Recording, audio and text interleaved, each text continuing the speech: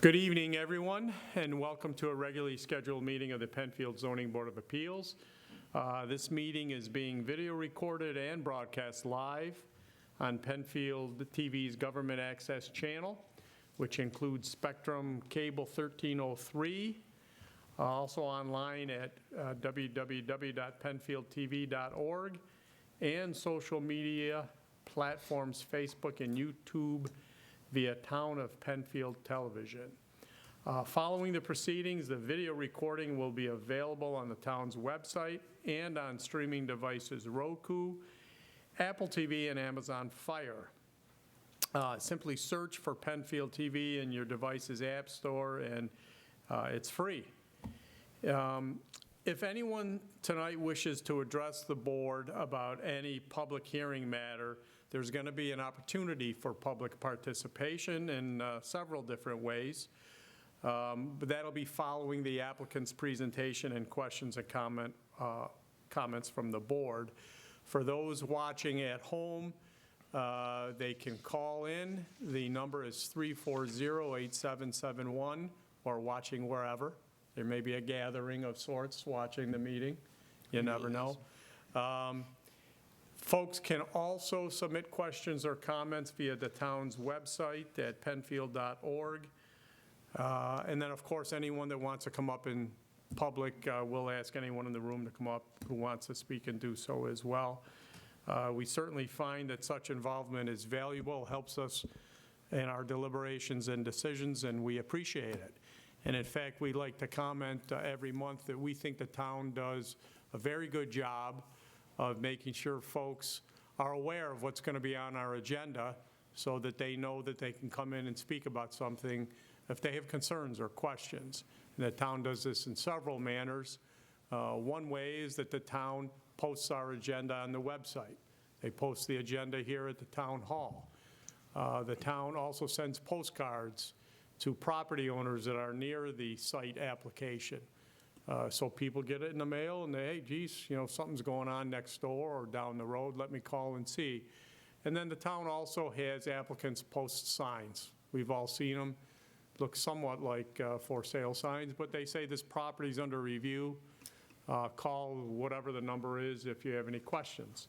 And again, town does that so people will be more fully informed of their rights. So when we do call the applications, we'll ask folks to come up to these tables and give us name and address for the record, and then address the board. We'll start our session tonight with a work session, which will take care of any matters left over from the last meeting, tabled matters, and looking at the minutes from the last meetings. After that work session, we'll go right into tonight's new matters and the public hearings there. I think I've covered it all, so with that, I'd ask everyone to rise and join me in the Pledge of Allegiance.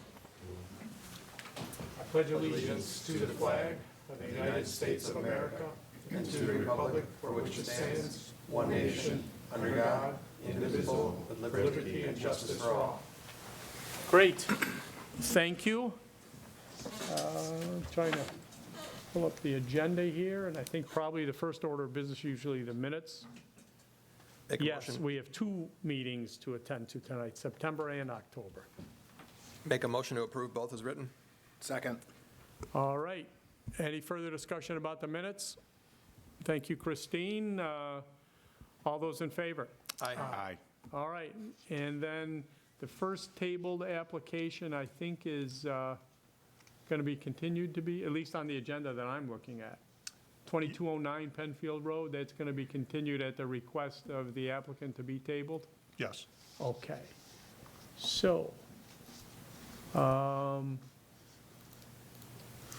don't know why on this agenda we don't have 5 Mile Line Road, but that is a tabled item, isn't it? Yes, it is. Okay, well, you know what? Regardless of what it says on this computer, we're going to call the 5 Mile Line Road. The folks are here, come on up. Do you want to make a motion and vote to table or continue tabling that first application? Oh, yeah, I thought I could do that via Chair. Osmosis. Executive order, but I guess you caught me. Yes, a motion to table at the request of the applicant, Second. 2209 Penfield Road. All those in favor? Aye. Okay. All right. Shannon, you want to come up as well? So I'll just kind of summarize why we're here and then ask Shannon to sort of give a recap of what happened at Historic Board, and then we'll get into your matter. So this matter was first heard last month, and it involves an appeal by the applicants of a decision of the Historic Board relating to a property within the Penfield Historic District and some modifications that were, and alterations that were made to that. Initially, the Historic Board denied all of the requests, and you appealed. You came here last month, but the reality was that even though they denied them all in bulk, let's say, there were several that they really didn't have a problem with. Shannon was nice enough to report about those items to this board last month, and last month, this board, knowing that the Historic Board really hadn't had a problem with several issues, overruled the Historic Board, if you will, on those items. Then we also asked that the matter be sent back to the Historic Board to give both the board and the applicant another opportunity for further development of the issue, shall we say, because the times that you had met previously with the Historic Board, you weren't able to make one, and another one you could only appear by phone, and it, given all the information you had provided to us, we wanted to give you a chance to provide all that information to the Historic Board, which you did, I think, on the 7th of November, and the result was the same.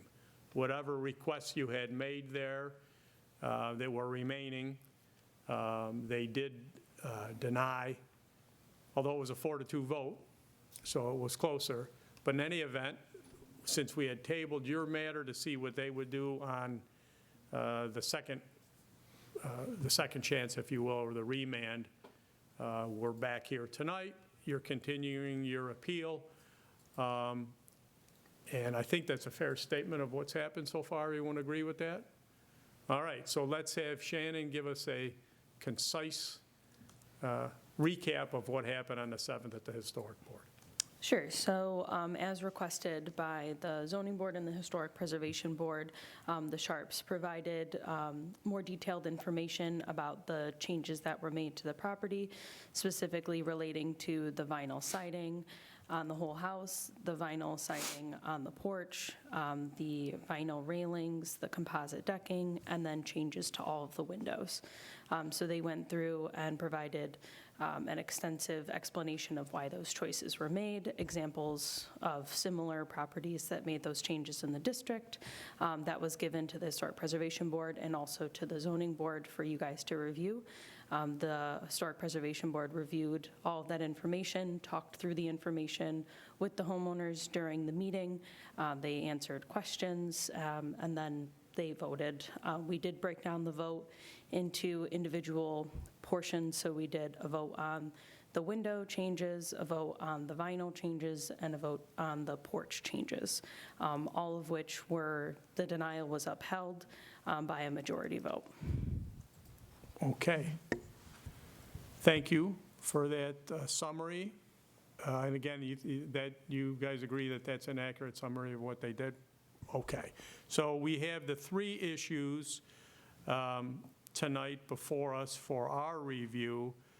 Do you want to present any other evidence on any of those? Or, I mean, I want to give you a chance to if you want. There's quite a bit, if we have time. I mean, Well, more, but we can answer any questions about. well, so why don't we do that? Why don't we just, if we have, the board has questions, I think you've made your case pretty clear last time. You made it pretty clear to the Historic Board. So if we do have questions, we will. I just have some on the porch. And if I watched the meeting, and if this was discussed at the meeting, I missed it. So I'll just ask you, if you were to have to replace the material on the porch, including the railings, about what would that cost you? more than what we have. Okay. All right, I appreciate that, but I guess for the record there, I'm looking for an approximate number. Approximate. $10,000? Sure.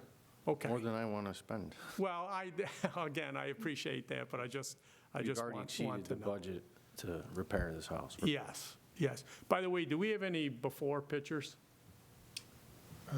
Yeah, somewhere here, hold on. So while Andy's trying to find those, not that I want to shortcut any further questions, I'll just give you my thoughts on this application, because honestly, they're varied.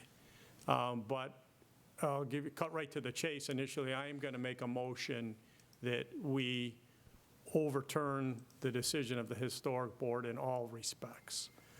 But having said that, I just want to give some reasons for my position and then make some comments about what happened.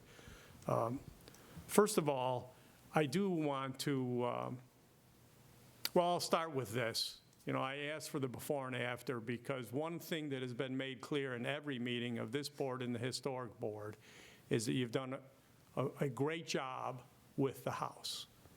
I mean, it was a danger before. It was unsightly. It was awful. Looked terrible. Really was a detriment, in my opinion, to the historic district. So I don't think anyone's disputing that. Anyone can look at that and say, wow, it looks fantastic. But that factor alone isn't, to me, enough to overturn it, because there is a historic district for a reason. There is a historic board for a reason. And, well, you did a heck of a job making a house that was falling down look a lot better. If that were enough, there probably wouldn't be a need for historic standards and a preservation board. So, but I do commend you for that. Where I think that, in my mind anyway, you made your case was pointing out other homes in the district, and not necessarily just homes where the board has approved vinyl, for instance, but other homes in the district that may not be, historic designation or whatever, that had similar features as you have placed on the home.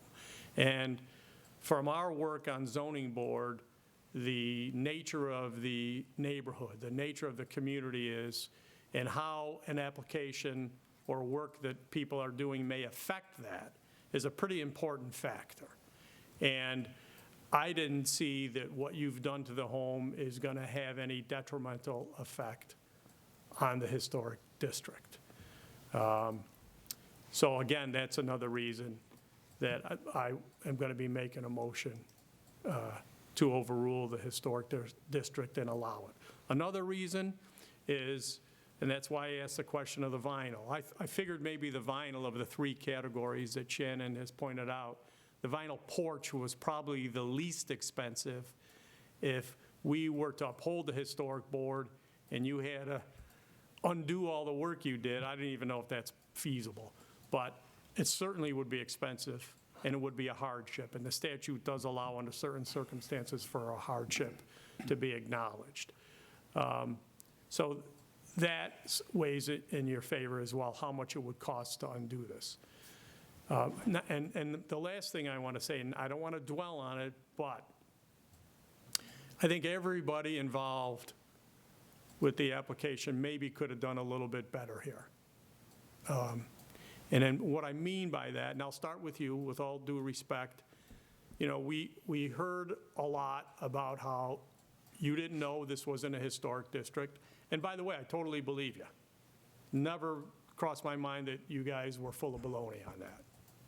But I do think you could have done and should have done more homework on that.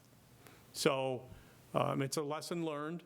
I don't know that you're going to be doing any renovations in another historic district anytime soon, but it's a lesson learned.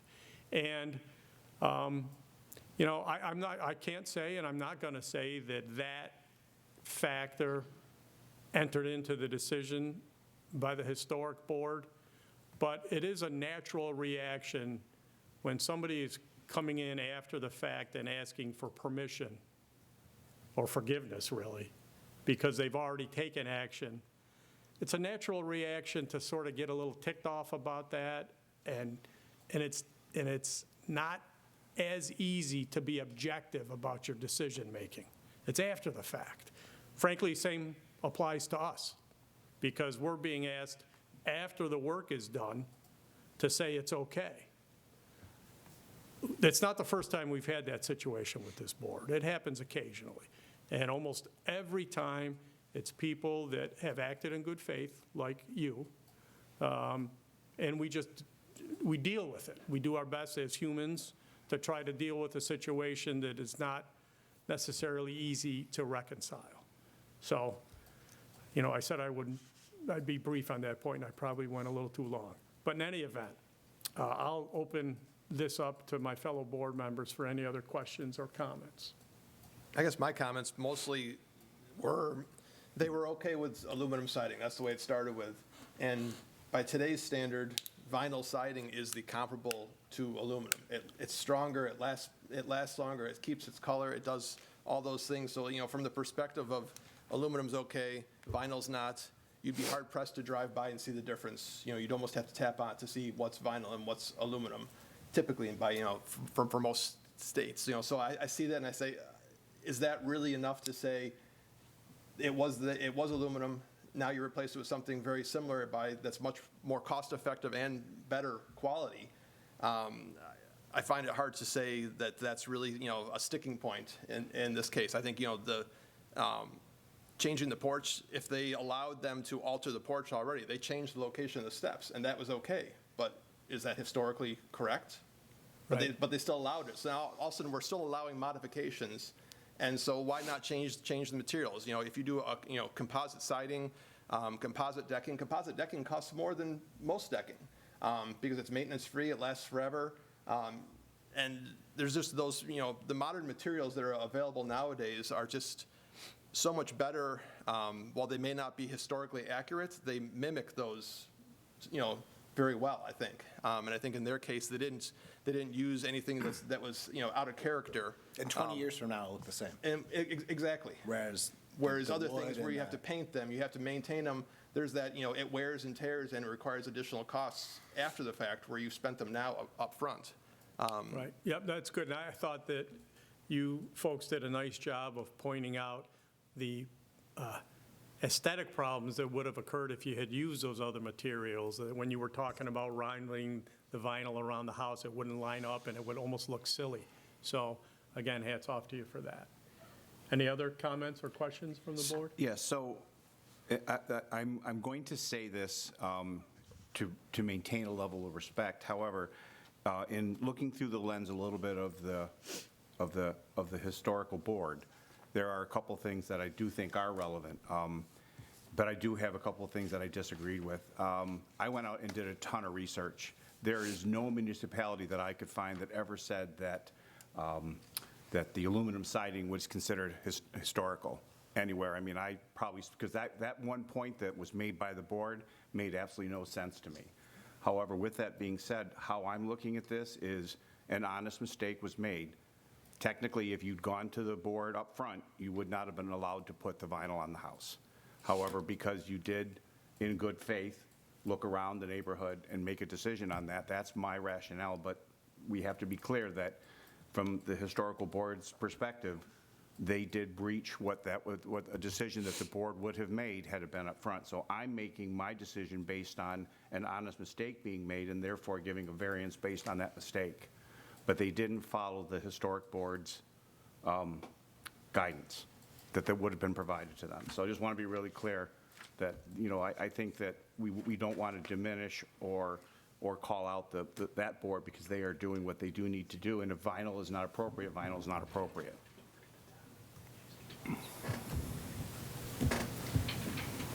I mean, the before and after pictures, the before picture, that's not within the character of that neighborhood. I drive by those homes every day. It is a very beautiful, many beautiful homes are up that little portion, and seeing the house that you have started to renovate, I am not on the historic board. I don't know much about it, but from the point of view and the lens of, is it fit within the character of the neighborhood?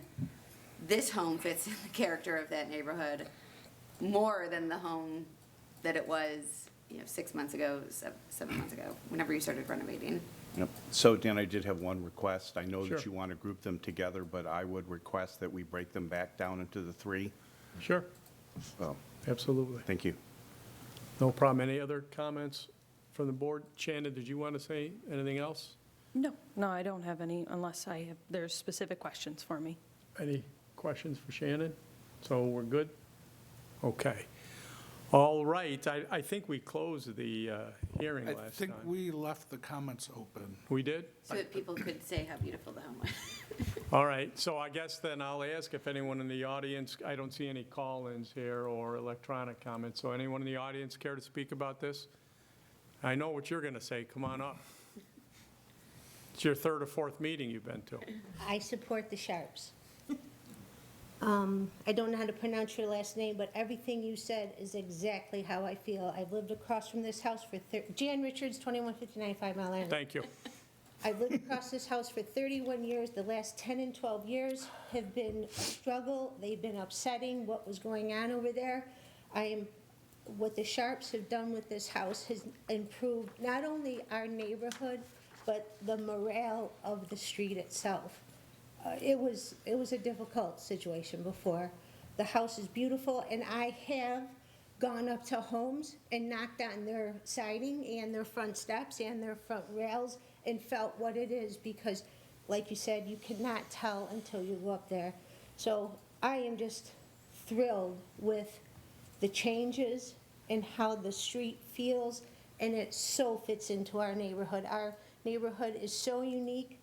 I walk this neighborhood 8 miles a day, and this fits in with our neighborhood. Thank you. You're welcome. Said a lot more than she did at the other meetings. That's good, you've been working on it. Okay. All right, anyone else in the audience care to speak about this? Okay. Then moving on to the consideration, I don't think we did seeker last time, so I'll make a motion to declare this a type 2 action under seeker. Second. Any further discussion on the seeker? All right. A motion to declare it type 2 in a second by Matt. Aye. Okay, but it was already voted on. Oh, we did? Yeah. Okay, maybe I just didn't sign the paper. How did we vote? Did we declare it a type 2? Type 2 and Andris seconded. Wow, okay, well then, we're going to move on to the merits. We'll start first with the windows. My motion on the windows is going to be that we overturn, I guess, the decision of the Historic Board relating to the move and redesign of locations of some of the windows in the house as, did you do a memo as well? Yes. Is that, so that, will that be part of the record?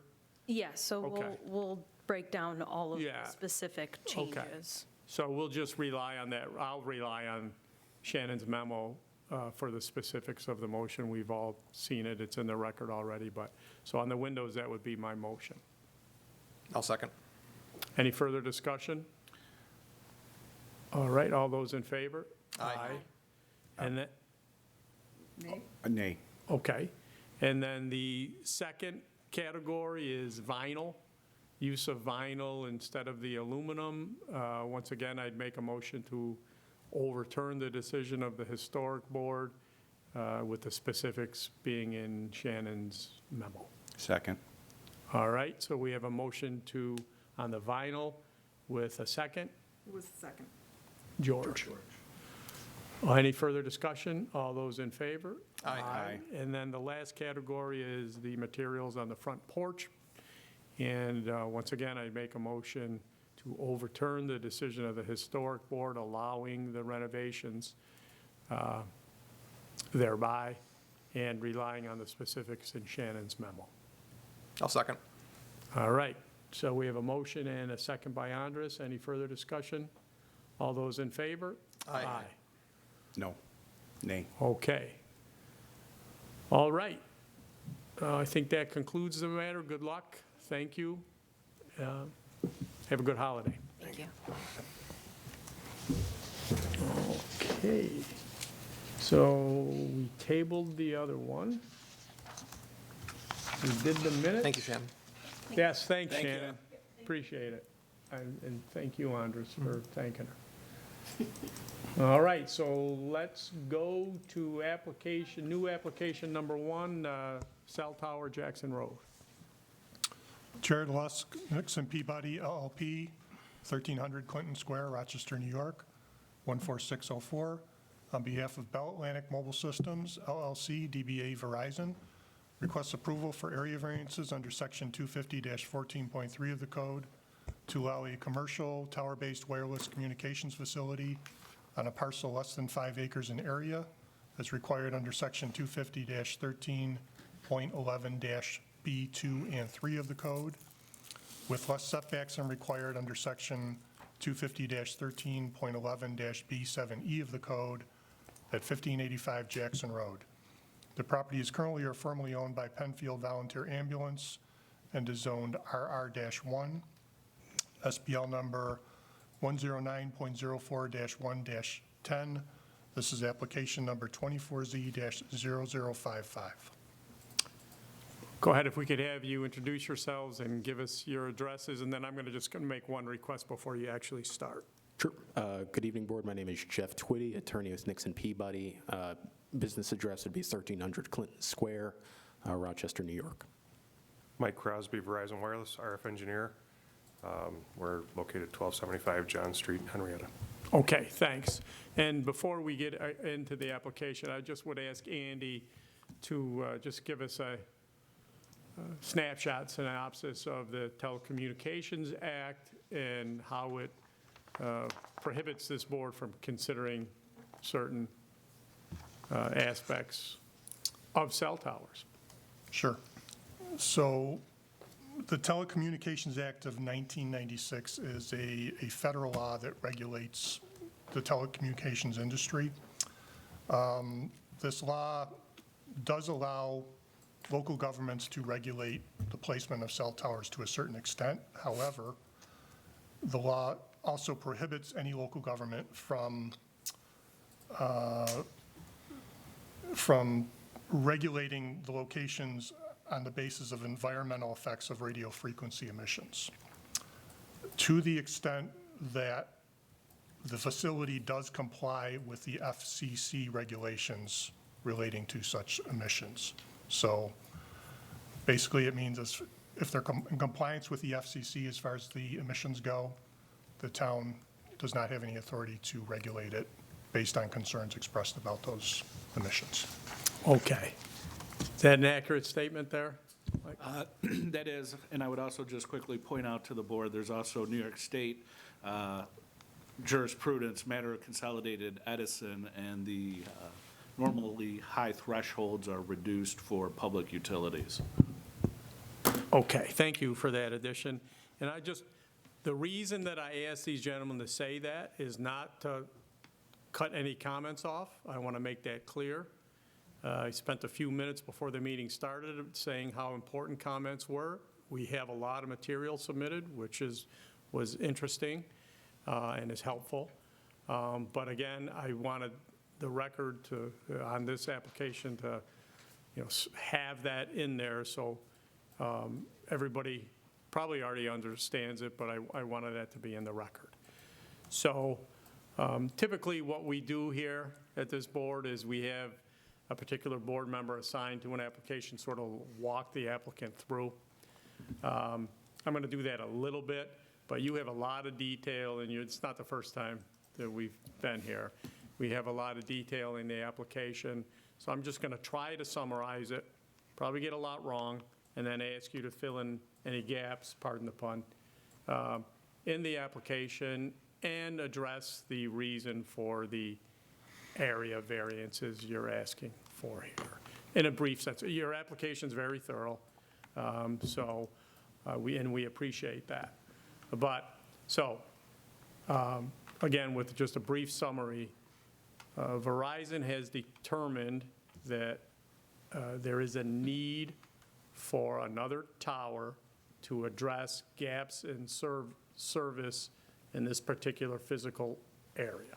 It's like first thing that happened. We need better service. So then you engage in an analysis of, where would it go to work best? And you draw the, whatever it is, mile circle, and then start looking for sites within that circle that would be good and that would work. Once you do that, you contact property owners, knowing that certain locations are better than others for various reasons, co-location, maybe municipal owners are better. I don't know if that's true, but that seems to often be the case. And you have to go through and demonstrate that there is compliance with the federal regs, amongst other things. Your position is you've done that, and you've provided the town with that information. And the site that you've selected here is one that will accomplish your purpose with, minimal effects on the area and the neighborhood, which we are allowed to consider. So I think that's a pretty fair summary. But yes, I'm sure there are other things you want to put on the record, and feel free to do that. And I don't know if anybody else has any initial comments to make or not. Good summary. Okay. Yep, I agree. That's a correct summary. This site was selected because of a demonstrated need that was seen by Verizon, both by way of customer complaints and by a lack of direct coverage at the ambulance base. Just make sure my mic's still on. By a lack of direct coverage at the ambulance base that this proposed tower, which is 125 feet, will address. So the exact variances that we're requesting from this board, there are 5. 4 of them are for setbacks. The town's code requires that we be set back 200 feet from all right-of-ways and property lines. As proposed, our tower compound will be set back 113 feet from the southeast boundary, 31 feet from the northern boundary, 80 feet from the northwestern boundary, and 127 feet from the southwestern boundary. So clearly not meeting that 200-foot threshold. Also, this particular parcel is 1.2 acres, and in this zoning district, telecommunications facilities must be located on on parcels of at least 5 acres. So in order to, I guess, waive away those requirements set forth in the zoning code, we're here tonight requesting those variances. Okay. So the 125 feet, and then there's a 4-foot antenna or something on top of that? Lightning rod, yes. Yes. Right. So, by the way, planning board table it? Or do we know? They did table it at the last meeting. Okay, so you still have to have site plan approval from planning board? Okay. So why can't you, or tell us why you weren't able to find a location that did not need variances?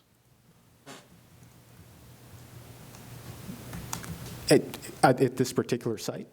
Sure.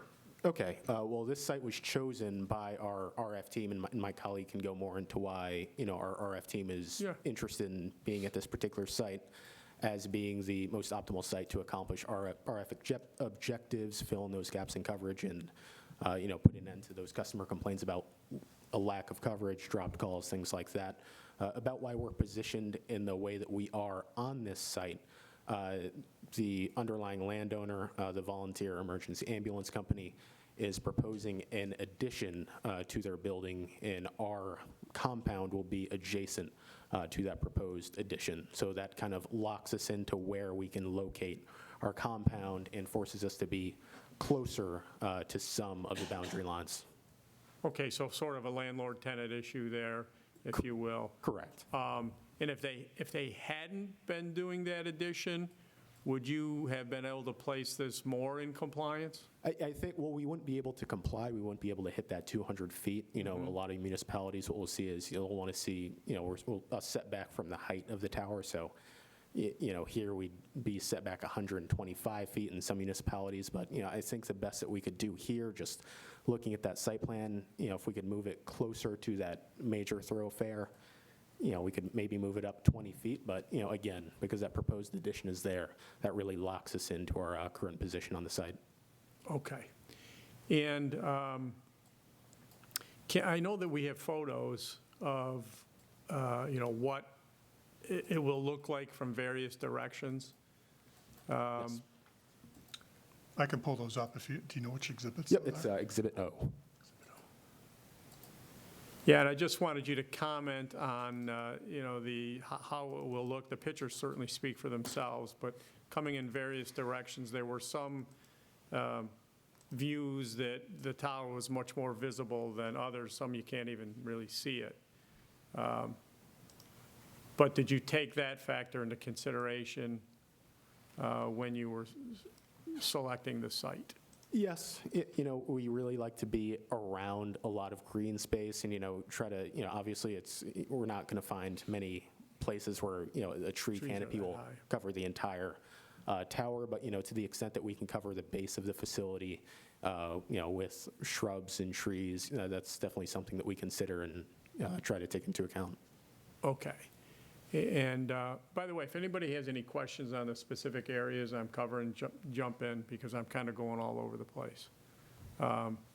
And how about safety, the fall zone? Can you comment on that a little bit? Yes, so the tower will be engineered to have a fall zone radius of 50 feet, meaning that in the very unlikely event of a tower failure, the tower will fall over, but it will collapse upon itself, essentially, and the fall zone radius will not be more than 50 feet.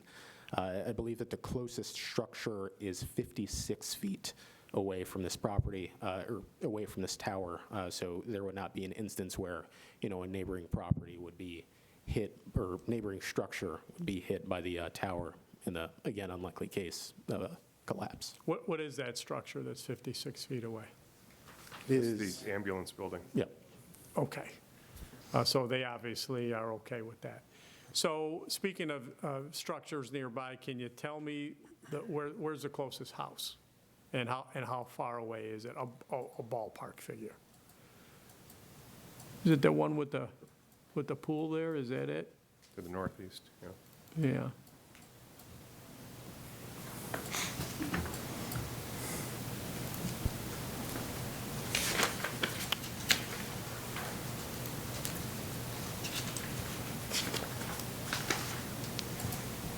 I don't know if you can measure it, Andy, on the Google or not, but that's probably a photo that you have there, huh?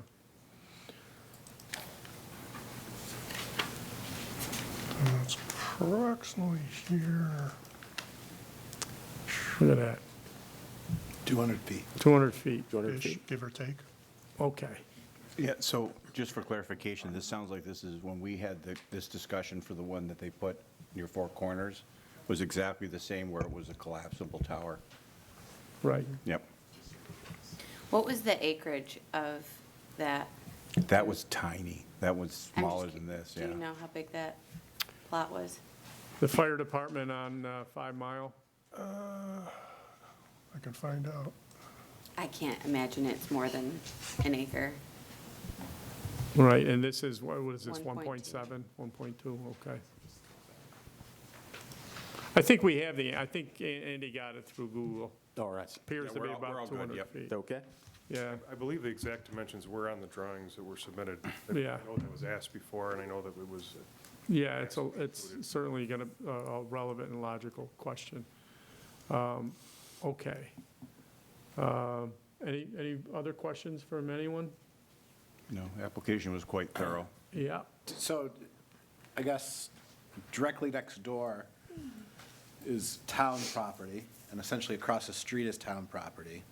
And did you guys consider approaching the town to put a tower on either of any of the town properties? we did, yeah. Yep. What happened with that? Do you know, I mean, I can jump in if you want. I didn't know if you had the background on those. So the town highway garage we did show initial interest in that, but we were turned away as there was, to my knowledge, and I'm the RF guy, not the real estate person, but I'm just jumping in to try to help out here. The property had proposal for additional work or construction that was going to be done in the future that would conflict with the area that the tower would be placed. So we were turned away in that regard. As far as the park surrounds this facility here, parks are not typically, or I should say they're very, very rarely used for tower siting. They have to go through a lengthy state process for parkland alienation in order to be able to place a telecommunications facility like we're proposing on that. So that's a very unlikely and would be lesser preferred, not just by Verizon because of the timeline and the ability to be able to resolve the problems in the area, but it's typically a last-ditch effort that all parties would make together, and that was not of interest either. How about land to the west of the, So land to the west, the majority of the search area does fall within wetlands, which are not suitable for the tower to be constructed in. So this was, of all the parcels that were available to us, it met most of the requirements in order to be able to construct a facility of this nature. And as far as the vegetation backdrop, that is a good thing from a siting standpoint, but it's also counterintuitive to good RF performance. So that's part of the reason why the tower is proposed at the height that it's proposed at. We've run the analysis, which is included in the RF justification, as well as flown a drone out there to validate the line of sight capabilities and determined that the height that is proposed here is the minimum height necessary in order for the site to be able to resolve the issues that exist at the 3 neighboring sites, which are all 1.5 miles or more away from this location. So there was quite a bit that went into the siting location, but it really was the only and best location in order for us to be able to resolve these problems in the least intrusive way possible. and I know that there was an attempt to negotiate with the farmer owner across the street who wasn't interested, and I remember asking this last time with the Four Corners app, but Verizon does not have the authority to engage in eminent domain and, take somebody's property for its use, unlike some other public utilities or municipalities. So, okay. So let me just sort of ask a philosophical question. You're asking for variances, you're asking for site plan from the planning board. So what's the worst case that happens if you don't get permission to put a tower here? People just lose phone calls? Yeah, so that's. I'm not being a wise guy asking it. I mean, It's a good question, and it's an age-old question in this process, which is that the problems that we're experiencing today don't just magically go away because we're unable to follow through with the solution that we've proposed. The problems will continue to get worse. Right now, we're already historically exceeding 100% utilization in the capacity metrics that we provided in the justification document. In the past, we would try to develop these sites and we would forecast the blocking situations, the drop call situations, the inability to make and receive call situation. We would try to get this site through the process prior to reaching those thresholds. The utilization on our network actually follows a logarithmic curve. It's a very rapid increase in utilization, not just in call volumes, but also data utilization, as well as the technology that we provide is used in so many different ways than it was in the past. It's hard to underestimate, how impactful it is for people throughout our community. So when we're not able to provide a solution in the least intrusive way, then we would have to go back and find other ways to try to solve this, which would be much more significantly impactful to the community because there would be probably more sites that we would need to build and more neighborhoods that would be impacted. So this is the best way for us to minimize tower proliferation, solve the problems that are already existing, and try to provide the best performance for the customers and the community as possible for as far into the future as possible. Okay. Thank you for that. Any other questions or comments? I think at the planning board meeting, there was discussion that there's currently there's an 80-foot tower on site right now that doesn't sound like it's being used. Is there talks of taking that tower down when this tower goes up? Do we know? So there's one less thing sticking up in the air?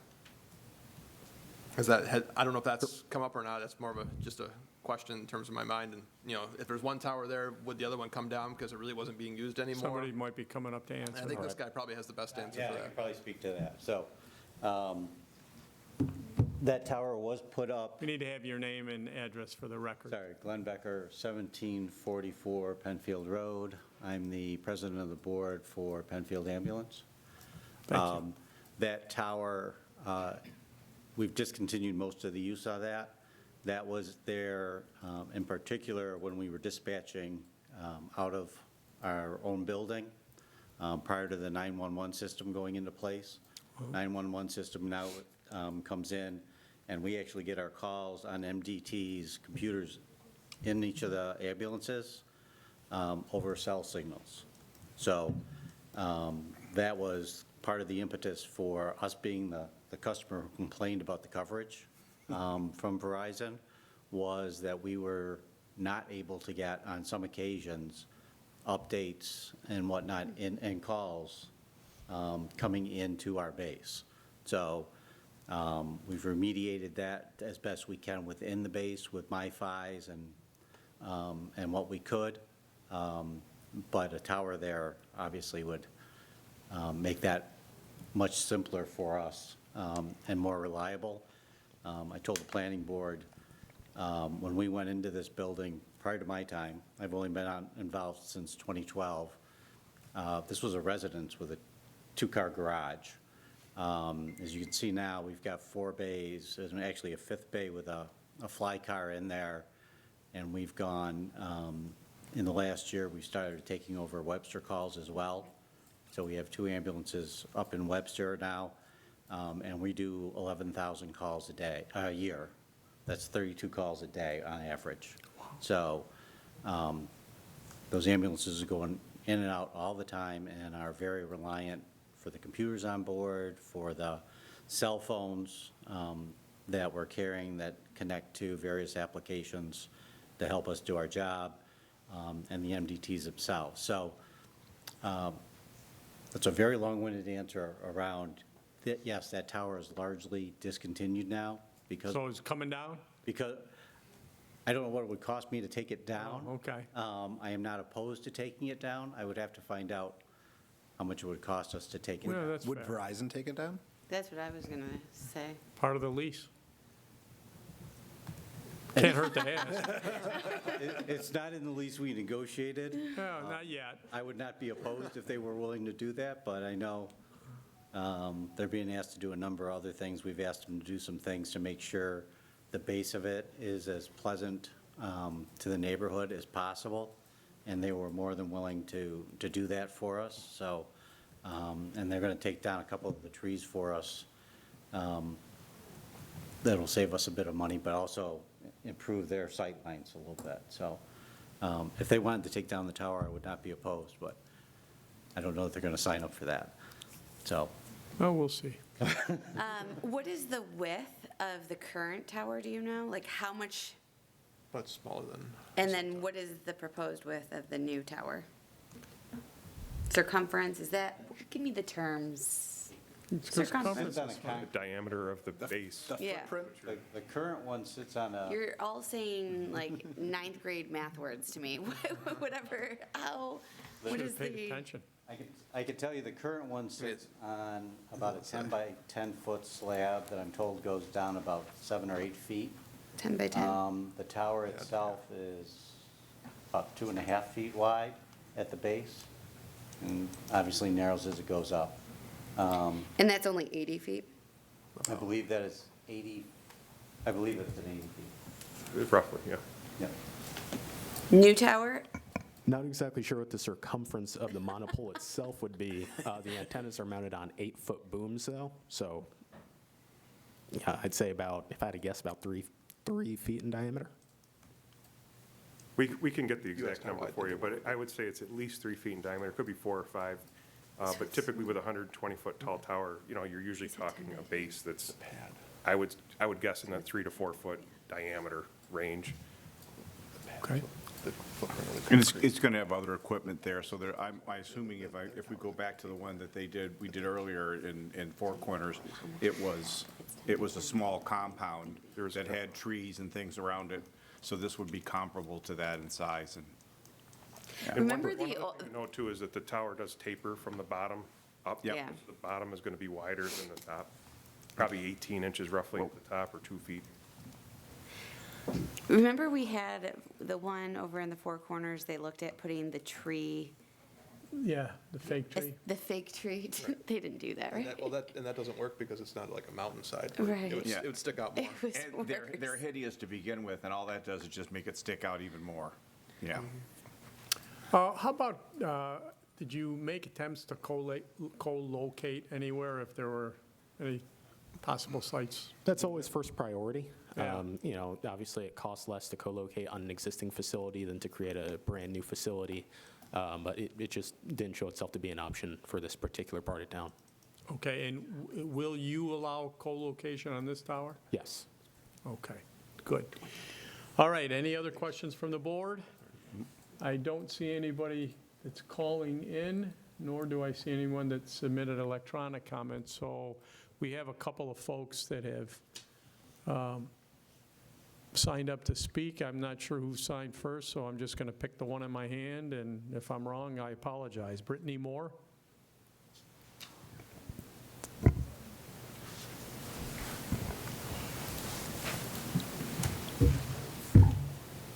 Hi, Brittany Moore, 1579 Jackson Road. I'm the house that is like right next to where this is going. And we do have, I almost like rose my hand earlier, we do have power lines that go along our drive there that would be within the fault zone, I believe, if I'm not mistaken. So those are, just power lines that go all the way down and then up to our house and our garage. Anyway, I did submit a bunch of different research that was requested of me last time. I'm also a registered nurse. I've been a registered nurse for almost 10 years now. And several physicians from the American Academy of Pediatrics have been standing up throughout the country. Obviously, our day and age, everybody has a cell phone, kids have cell phones, they're unavoidable really at this time. And, there's a lot of money that goes into all these things, and Verizon, Makes money. They make money, right? Yeah, yeah. And so they're gonna try to hush all of this information. But really, when you look into it, it's clear what these towers can do to people who live within 500 meters, or roughly 1,600, feet, or however you want to word it. But my house, with my 3 children, who are 2, 4, and 6 years old, and my, loving husband of 15 years, we've been living there over 7 years now. We had absolutely no intention or thought ever cross our mind that something, like this would happen so close to us. But my eldest, that's 6 years old, as I said in the meeting prior, which was last Thursday, he has autism and has, sensitivities to light and sound to begin with. And there's other neurological things in our personal family. But even so, even if somebody hasn't had any of these issues, they can have issues such as headaches, insomnia, different neurological issues that come along with being this close to the radio frequencies. I do have the copies printed out if you guys wanted to filter through them. I don't know if you were able to read them. Did you submit them? Yes. Okay, yeah. They're in the yeah, packet. Yeah, we certainly have had them for a while, and I perused them. I didn't, there was a lot of material there, interesting, as I said earlier.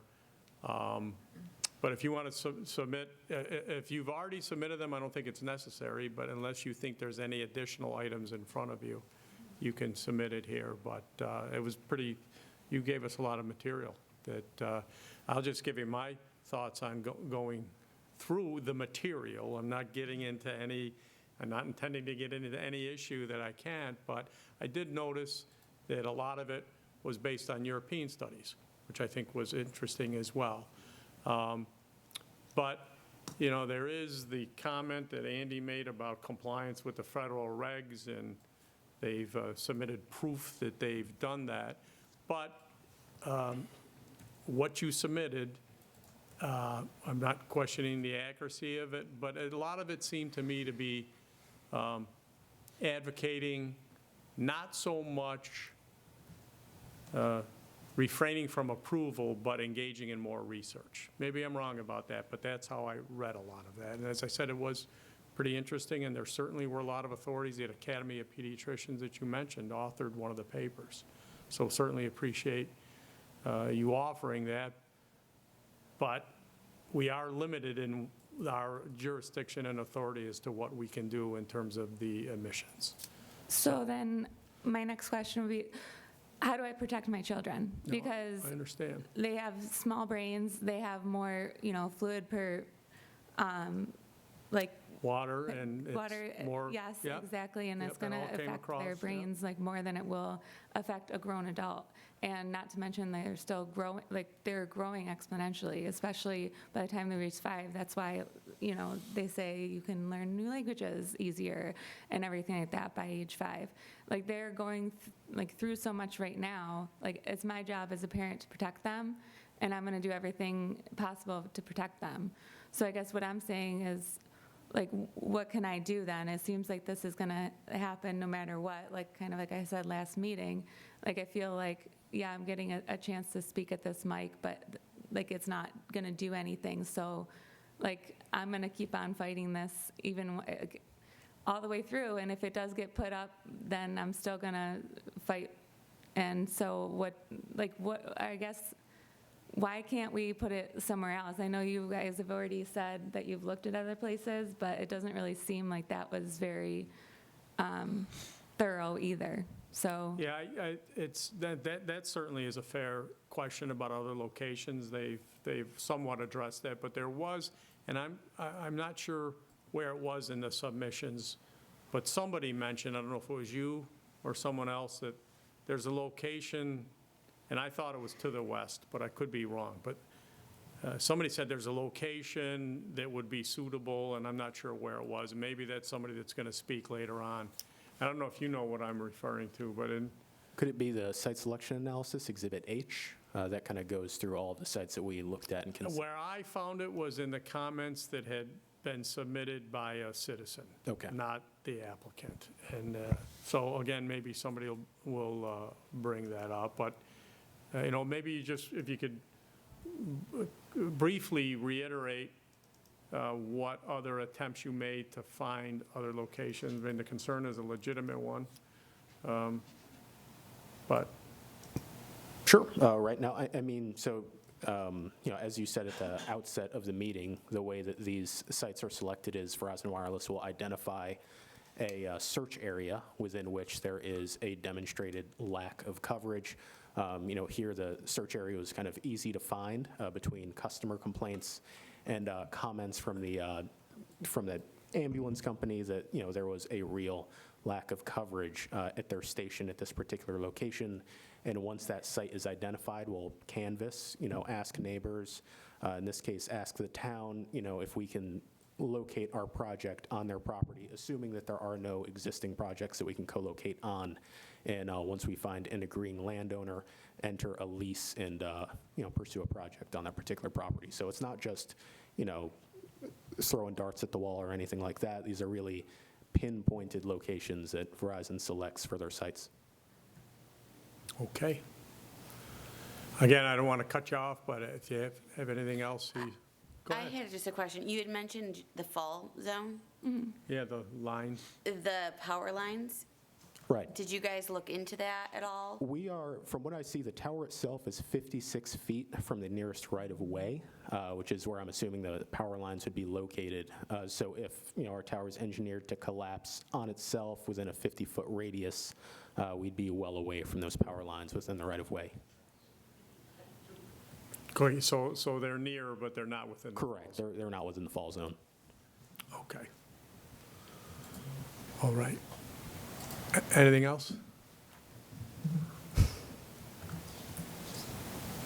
So then, who do I go to after this, then? Or where do I go after this? Well, we haven't taken a vote yet, but I understand what you're asking, and,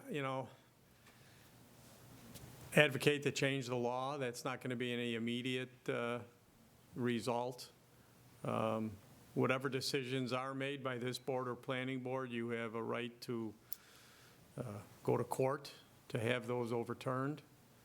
You certainly should consult an attorney if that's what you're interested in doing. We already have, yes, but. Yeah. So, I wish I could tell you more. I really do. I have children myself. They're not as young as yours, but I have grandkids that are young. So I understand. But again, we're operating with a certain set of rules, and we're bound to do that. But the rules aren't being followed though, we're just allowing variances, So Well, it that's feels true. That's a frustrating different to set of me. rules, and yeah, they there's do, rules, but- they have to prove their case on the variances, yeah. But I was talking about that federal statute that Andy had mentioned before. So, this is not the first cell tower application. You've heard us reference another one, and, this issue was brought up, not as, I don't remember it being brought up as zealously as you're bringing it up, but it was brought up because it's not all, one of the places that we asked if they could put it was on the high school. High school, yeah. And they didn't want any part of that. Yeah, that's in here as well, Yeah. because there have been people who, Saw a lot of local statutes Yeah. you pointed out where they said forbid them from being on schools, yeah. Yeah. so then if our family starts to have health issues, where do I take that then? Can I, I also saw that somebody submitted that one of the first questions we should ask is about liability insurance for future claims if they're made. If it turns out that some of these studies cited, you haven't told me to be quiet yet, nor have you, but that's all in the record, and you can attempt to bring that up outside of these proceedings if you want. so it seems like this decision has already been made, no matter what anybody comes up here and says. Well, I'm sorry that it seems that way. It hasn't. Again, we have 5 people that are going to be casting a vote. So it hasn't been made yet, but it may be tonight. I don't know. And I think the one thing to point out is, the federal telecommunications that Andy cited, if they're within the FCC requirements and they meet those guidelines, which is basically, how radio towers broadcast, the signal strength, things like that, if they're meeting those requirements, this board can't really say, no, you're not, because they are already meeting the government's requirements for that, which is at a federal level already, which it sounds like, at least in my mind, I don't quite understand it in terms of where you would go, but it sounds like you would have to go reach out to the FCC because they're the ones dictating that this is where we stop in terms of how far we can go for dealing with radio waves and things like that, because they're meeting the requirements that have already been set in place for those, that, that talks about the health standards that you were citing. So I think that's probably at least in my mind, that would be the direction my mind would go towards, is that, the FCC portion of, they're the ones that regulate signal strength and, all those type of things, yeah. Minimum emissions, thank you, yeah. maximum emissions, I should say. And how far is this proposed tower from your house? My house is right at 1579 Jackson Road, right there. Behind DPW there a little bit. So yeah. But how far, Andy, do you know how far that is? Because we determined the closest house. Well, the closest structure is The closest house was, he did before was 196 feet, give or take. 196? Yeah.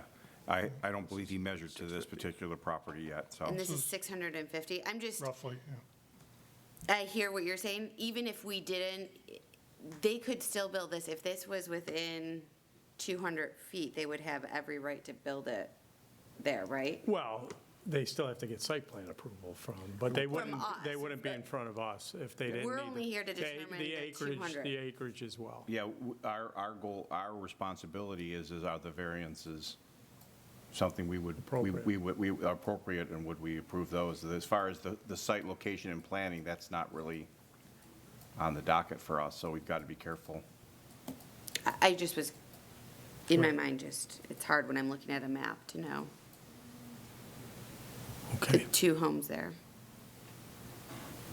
And there's nothing on the east side? Is that neat? South? South? We got the, Side? basically the park entrance down there. And This is the town property here, the highway department. Mm-hmm. And that's the other property you considered? Correct.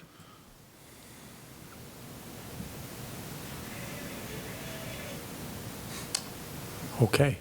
Well, again, anything else? We appreciate you coming in and giving us the documents that you submitted. Thanks. You're welcome. The next speaker that had signed up, Michael Guarino. Michael Guarino, 1577 Jackson Road. I'm the house right next door. Okay. And I've been living there 40 years. And it's a beautiful house, it's a beautiful neighborhood. And now I've got, if they put this tower up, I'm just gonna be sitting there looking at a tower. Laying in my pool, I'm gonna be looking up at this tower. There's not enough room there. They could put it up at the town park, but they would have to get different approvals. But they don't want to wait that long. So their problem shouldn't become my problem or my neighbor's problem behind me. Understood. I mean, the piece of land isn't 5 acres, the setbacks, you guys could stop this right now. Okay. I mean, you certainly wouldn't want a tower, and I have one not far from my house. you want 176 feet from your house? It's not 176 feet, but I do have one. But I'm not, Did you buy the house with the tower there? I did not. Okay.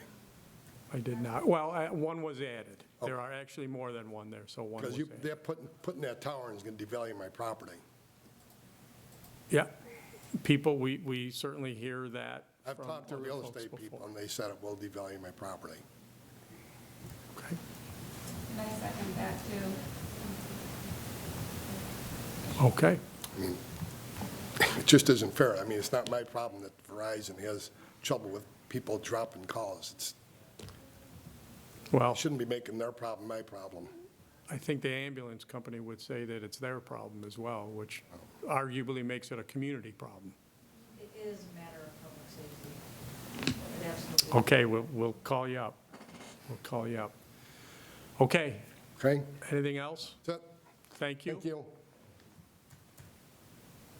All right, I didn't have anybody else sign up, but let me ask anyone in the audience care to speak about this application?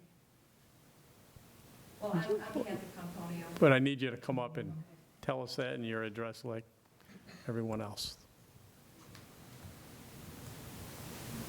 I'm Kathy Pomponio. I work for Verizon. I'm the project manager. I work with these folks. I just wanted to reiterate, this is, it's not just about Verizon making money. This is about a matter of public safety. And the Ambulance Corp, they reached out to us. We hear these issues everywhere we go. And I just wanted to state that there is a very thorough site selection analysis in the record that was submitted. We did consider other properties, and we have narrowed it down to the location that is in front of you this evening.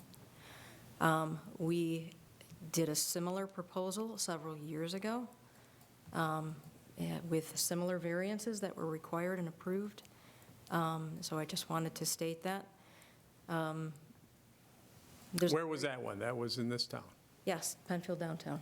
It was a Four Corners. The Four Corners, yeah, that's the one we've been referencing, Yes. the fire hall, yep. Yeah, I tried to go back and find it because I thought the variances that they were asking for, because the lot size is almost actually smaller, the variances for that one were bigger. Yeah. Yes, Right. that's correct. So I just wanted to make those statements. Okay, Thank you. thank you. All right, anyone else in the audience care to speak about this application? All right, the only thing I would ask is, of Andy or you, Mike, is there anything that happened at the planning board that would lead you gentlemen to recommend tabling? From what I saw, and I had conversations with the planning department, Doug Sangster, it doesn't appear that the comments or concerns expressed by the planning board are going to impact the variances at all. Okay. It's not going to change anything that would result in a need for different variances. I think that the only issue would be that we're going to be granting variances for projects that theoretically still might not exist. So if for some reason the planning board denies it, which they may not, we're granting variances for the property that sit with the land. Did the planning board table this because they wanted us to approve the variances, or were there other reasons they tabled it? Well, we haven't seen anything from them. Yeah, I in don't that believe regard. so. And, if the zoning board were to approve the variances, they could be conditioned upon Verizon obtaining site plan approval and conditional use approval from the So planning that board. addresses Yeah. the concern that Matt just expressed, I get that. Let me ask everyone from Verizon here about that antenna. Would you, in good faith, consider paying for its removal or removing it, or at least consider in good faith chipping in? Consider, absolutely. We can, see. We'll get back to our construction team. Okay, Absolutely ask that question. all right. Okay. Once again, I'll ask anyone else in the audience care to speak about this. And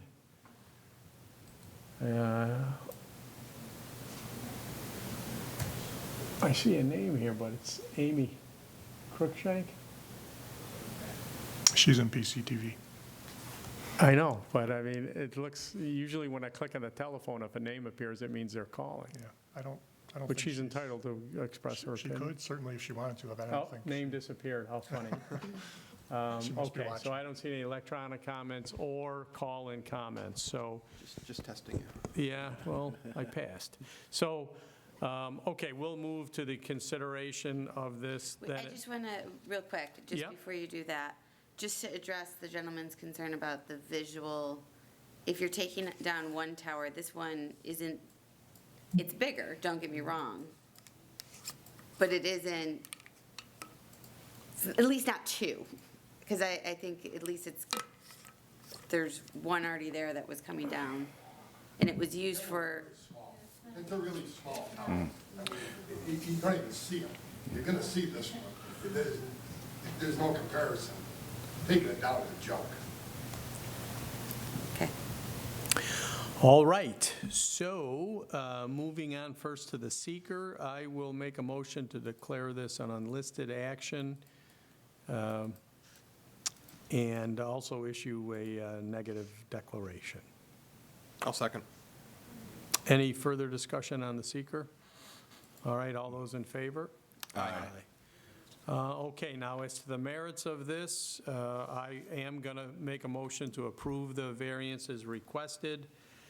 I certainly heard all the concerns, read them, that there was good material submitted, but once again, not to overplay it, but we are restricted in our ability to consider those issues that have been raised about the emissions.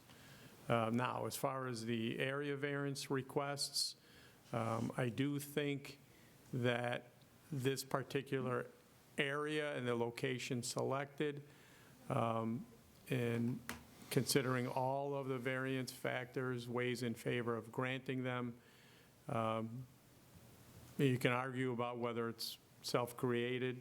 They say it isn't, based upon the need of the community for better service. And that's one of the reasons I asked the question of if there's not a tower here, what happens? We have folks supporting the notion that there's a public safety risk if it's not granted. The aesthetics issue is one that weighs in favor against the, weighs in favor of denying the variance. But, you know, cell towers over the years have just grown and proliferated to a certain extent. And while I've heard many times the location affects property values, and real estate agents like tonight have been cited, I've been doing this for 25 years. I don't know how many cell tower applications we've had, but I do not recall seeing any objective report submitted that says that the cell towers affect property values in a significant way. So it's, to me, more the look, sitting in your backyard, being in your pool and looking. And while it's an unfortunate circumstance for neighbors nearby, the reality is other folks are going to be driving by this location just like the one at the Four Corners, and after a while not even noticing it. So in terms of effects on the environmental circumstances, that it's one of the standards we have to apply. There's no proof in the record of that. And I do think that they have made a good faith effort to find other suitable locations, and there's nothing alternative that would be feasible for them to accomplish the purpose that these variances will serve for them. Yes, come back up here though, please, because we have to get it in a microphone.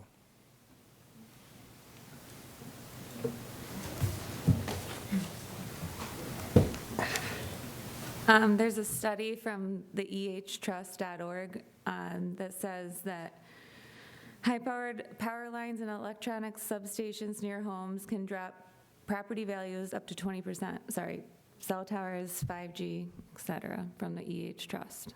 And I just like. Yeah, so what I'd ask you to do is take that link, if that's what it is, a link, and submit it, and we'll make it part of the record. Okay. Thank you. I appreciate that. So would we be like compensated or anything by that? Because it's like 20% of our home value, like that's. Again, I guess I'd suggest that you seek legal counsel and ask that question of your counsel. There's not much more I can say that's going to satisfy you, I understand, but. Okay, so in any event, I think I've gone through the factors, and I would make a motion to approve for the reasons stated. Can we just make a condition on this passing the planning board? Oh, 100%, yes, absolutely. And working in good faith on removing the other tower. Second. Okay, any further discussion on the merits? I'll say, when I look to compare it to the fire hall one, that's a more densely populated, and I think we granted larger variances for that site that end up, I think it turned out, as a successful project in terms of how it worked out, that it, blended in from the ground level. You don't really notice it as you're going by. The studies they showed before were pretty accurate with how it was depicted would be how it would looked when we actually saw it. So, I think it's gotten pretty decent now where you can see how these things actually look. Okay. Any further comments from the board? All right, so we have a motion to approve, and did we get a second? Yes. Okay, all those in favor? Aye. Any opposed? No. Okay, thank you all. Thank you. All right, thank you, board. Yep, and we'll move on to the second application, please.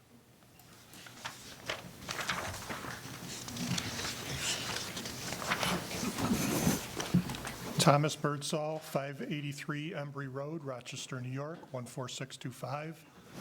Requests approval for area variances under section 250-14.3 of the code to allow an accessory storage building with less setbacks than required under Section 250-5.1-F1 of the code and Section 250-5.1-F12B of the code at 583 Embury Road.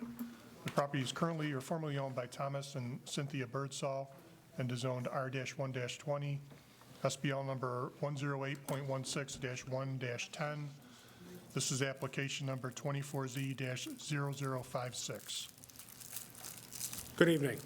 Tom and Cindy Birdsall, 583 Embury Road. Excellent, thank you. So from what we understand, you have an existing shed, and you've outgrown it. Maybe it's, time for an update, and you're looking to place a slightly larger shed. It's not too much. I think it was 2 feet. 2 feet larger in a sense when you go each direction, to allow for just more space. You've kind of outgrown the one you have, but that one is currently sitting in an area that requires a variance. Yes. And so to put a new one there, we basically want to bring it back up to code, and it requires a variance to sit in that spot. I will note that we had 2 letters sent in from adjoining properties that said they had no issue with that. The shed's been there for a long time. I think it was 28 years? Yeah, so there's been no issues raised from that. I will say it probably blends in very well with where it sits now compared to, a new one that will be brought in. So it'll be, slightly different, where this one kind of looks, aged in a sense. It blends in with the fence there nicely and all those things. If the mice and the woodchucks, or the They would totally agree as well, right? would have left it alone, we'd be all right. Yes, yes. And so from that, it looks like you'd like to keep it in the same footprint because it's where it is, and by bringing it out farther, it kind of starts pushing into the lawn farther, and the neighbors haven't objected to where it sits right now as well. Correct. Okay. The look of the new one, or the height of the new one, how will that compare to the existing one? I think it's maybe a foot higher. Okay. Because of the, So in a sense that you won't see it from a distance, you won't show up as a larger structure really. It's going to be pretty similar to what it is now. the only people that would see it is Debbie at 575 Embury Road, and she would just see the peak of it, probably where that white The trim top of it. is in the, yep. Okay. And you're not going to have any electricity or lights in the back that are going to shine out from None. that space? Nope. Let's see. As you said, the old one's been there for 20-plus years already with no issues. Correct. And we didn't find anything that said there were any complaints about the shed for where it's at. This is, I don't have anything else. Any other questions from the board? I don't see Probably any. several phone calls. That was a good one. No electronic submissions, no phone calls. Anyone in the audience care to speak about this? No? Okay, let's move to consideration. The other couple wanting to put a shed up. Yeah, I mean, they could come up and tell them, yes, we're for them putting the shed up, and you can stay here and do ours too. That's right. Okay, on to seeker. I'm going to move this to type 2 action pursuant to seeker, requiring no further review. Second. Any further discussion on the seeker? All those in favor? Aye. And then on to the application. I'm going to move that we approve the variances as requested. Nothing was identified that would be a detriment to the neighbors. Two adjoining properties actually sent in letters of support for this. The variance is required for the existing shed or a new one that would go there in that place. Wouldn't change any from what's there right now, so we're not increasing the amount of variance required. They're not considered substantial. These, we've granted variances very similar to this before. Is it self-created? I guess the act of placing a shed there and requiring the variance makes it self-created. But that's, I think what most applications are self-created. And there's nothing was identified that would impact the environmental or be a detriment to the neighborhood. So with that, I move to approve. Second. A motion to approve in a second. Any further discussion? All those in favor? Aye. Good luck. Thank you. Thank you. So that means we can take it down and move ahead? That's what I think it means, but yeah. That's what I'm- We got to issue your permit, but yeah. Okay. That's our next step, then? Yep. Come get the permit? Okay. Thank you, Amy. Thank you so much. Have a good evening. Good luck. Have a great night. Happy holidays. Thank you. All right, next application, please. Scott and Lori Klatt, 18 Ellison Hills Drive, Rochester, New York, 14625. Request approval for an area variance under Section 250-14.3 of the code to allow an accessory storage building with less setback than required under Section 250-5.1-F1 of the code at 18 Ellison Hills Drive. The properties currently are formerly owned by Scott and Lori Klatt and is zoned R-1-20, SBL number 123.11-1-17. This is application number 24Z-0057. So, good evening. Thank you so much for the application. It was certainly complete, and all the information was there. I took a drive-by because the uniqueness of the road and the way the property was shaped, I wanted to kind of be able to visualize it. So the application indicated you want to put a shed that would be less than the 50-foot setback due to the fact that you are on a corner lot. Correct. And the variance is required because of the corner lot and the placement of the house on the property. Correct. Gotcha. Anything to that you want to add as far as background? I don't think so. I think that everybody read the letter of intent. I think it's pretty, Yep. Some of the same questions that you heard asked earlier. Are you planning on running any power out to it? Have you had an opportunity to talk to the neighbors that would be most likely to see it? Any indication of challenges? I didn't see any letters that were included, so. No, we've talked to all the neighbors, and you can't really see it because we're putting it in between two trees, but I did talk to our immediate neighbors, and he said it was fine. And the structure itself will kind of match the house and everything, so there wouldn't stand out? Correct. Gotcha, okay. I don't really have a lot of questions. Again, I did take a drive out there where the house is located on the lot and the layout. There's not a lot of places on that property they could put the shed where they wouldn't need the large variance just because of the placement of the house.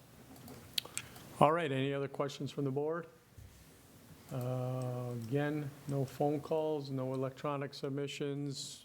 Even though there's nobody sitting back there, I'll ask if anyone in the audience cares to speak about this. No, all right, let's move to the consideration. So for seeker, I would say it's a type 2, requiring no further action. I'll second. All right, we have a seeker motion and a second. Any further discussion? All those in favor? Aye. All right, the merits there? And the merits, I would say three things come to mind. The first is the corner lot, and the 50-foot variance is not really attainable, quite honestly, based on the size of the lot and the placement of the house. So in any case, a variance would be necessary. Where they're placing it should keep it from being too visual for their neighbors, so the placement is certainly being done in such a way, and the fact that it will match the look and feel of the house so that it would kind of be like almost, blend in well. I don't see any effect to the neighborhood in this case. The variance itself is substantial, quite honestly, based on the fact that you're under a 50-foot, but again, because of what was mentioned before, due to the corner lot and the placement of the house, there's not much you can do about that. Is it self-created? Yes. I mean, you are making a decision to put a shed in, so it is self-created. But based on that, I would certainly make a motion to approve. I'll second. All right, we have a motion to approve for the reasons stated and a second. Any further discussion? No. All right, all those in favor? Aye. Okay, good luck. Thank you. Thanks. And that was the last application tonight, so we will stand adjourned until December 19th, whatever the date is. Okay, thank you very much. Thank you. Have a good holiday, everybody.